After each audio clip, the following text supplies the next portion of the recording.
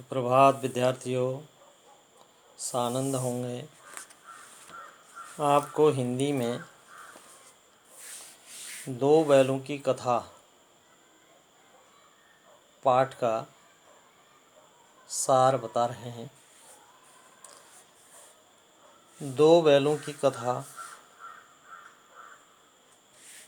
मुंशी प्रेमचंद द्वारा लिखी गई है। इस पाठ के रचयिता मुंशी प्रेमचंद जी हैं। कथा के प्रमुख दो पात्र दो बैल हैं, जिनके नाम हैं हीरा और मोती। ये दोनों बैल बड़े सीधे साधे और सरल स्वभाव के हैं। कहानी में लेखक ने इन दोनों बैलों के माध्यम से सरल स्वभाव के भारतीयों की ओर संकेत किया है। बैलों की आपसी वार्तालाप से लेखक ने परतंत्र भारतीयों की दास्ता की पीड़ा को मुखरित किया है। लेखक ने गुलाम भारतीयों को संदेश दिया है कि आज़ादी के लिए निरंतर संघर्ष करते रहना पड़ता है। कभी भी आज़ादी इतनी सरलता से प्राप्त नहीं होती है। तो उस समय जब हमारा देश अंग्रेज़ों के अधीनस्थ था, उस समय के लिए यह कहानी बड़ी कारगर रही है।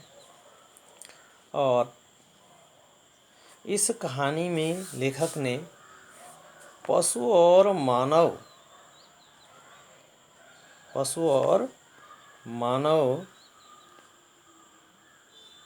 का आपसी संबंध, एक दूसरे के साथ जो है भावनात्मक लगाव कैसे रहता है, यह भी इस कहानी में दर्शाया है। और साथ ही साथ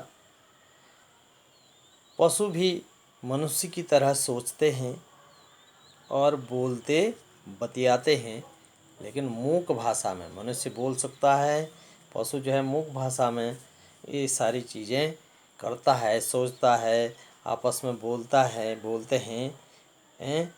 तो इस कहानी के माध्यम से लेखक ने मनुष्य पर भी कई व्यंग किए हैं कि जाने अनजाने में किस प्रकार से मनुष्य गलतियां कर बैठता है, मनुष्य होने के बावजूद भी।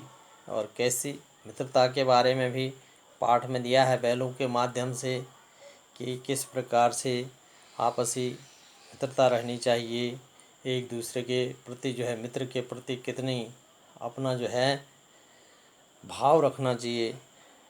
मित्र को कभी भी जो है परेशान करने की स्थिति नहीं बताई है इसमें। यानी उसके कष्ट को दूसरे हीरा मोती जब आपस में खेतों में जोते जाते थे तो एक दूसरे से और अधिक आगे बढ़ने की, अधिक काम करने की दोनों में ये लालसा थी। तो ठीक इसी प्रकार से इस कहानी के माध्यम से मित्र कैसा होना चाहिए और मित्र के प्रति कैसा व्यवहार होना चाहिए, यह भी इस कहानी में लेखक ने दर्शाया हुआ है। और किस प्रकार से हमें किसी भी कार्य को सोच समझकर करना चाहिए, ये सारी जानकारियाँ इस कहानी के अंतर्गत है। इस कहानी को आप लोग घर पर स्वाध्याय कर लेंगे, कहानी को पढ़ लेंगे। आज पहले पूरे पाठ को ठीक ढंग से, गद्यात्मक है, इसको ठीक से पढ़ करके तब ठीक समझ में आ जाएगा। लेकिन इसका जो मूल उद्देश्य है वह मैंने आपको बता दिया कि कहानी वास्तव में किस रूप में लेखक ने लिखी है। और इससे संबंधित प्रश्नोत्तर हैं कुछ, जिन्हें आपने सुंदर लेख में अपनी कक्षा कार्य की कॉपी में लिखना है। पहला सवाल है, झूरी के दोनों बैलों के नाम क्या थे? झूरी के दोनों बैल हीरा और मोती थे। एक का नाम हीरा था, एक का नाम मोती था। दूसरा प्रश्न है, गया कौन था? गया झूरी की पत्नी का भाई था, अर्थात गया झूरी का साला था। यह भी चलेगा, ठीक है। अगला प्रश्न है, छोटी बच्ची को बैलों के प्रति प्रेम क्यों उमड़ा? क्यों उमड़ आया? छोटी बच्ची की माँ मर चुकी थी, उसे अपनों से बिछुड़ने का दर्द मालूम था। बैलों को छटपटाते देखकर उसे लगा ये भी मेरी तरह प्रेम से वंचित हैं, इसलिए बच्ची के हृदय में बैलों के प्रति प्रेम उमड़ आया। अगला सवाल है, काजी हाउस में कैद पशुओं की हाजिरी क्यों ली जाती होगी?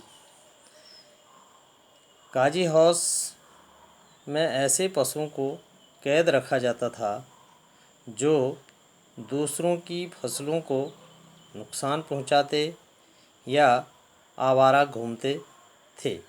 ऐसे पशु जो आवारा घूमते और दूसरे के खेतों में जाकर के फसल चट कर जाते, ठीक है, ऐसे पशुओं को काजी हाउस में रखा जाता।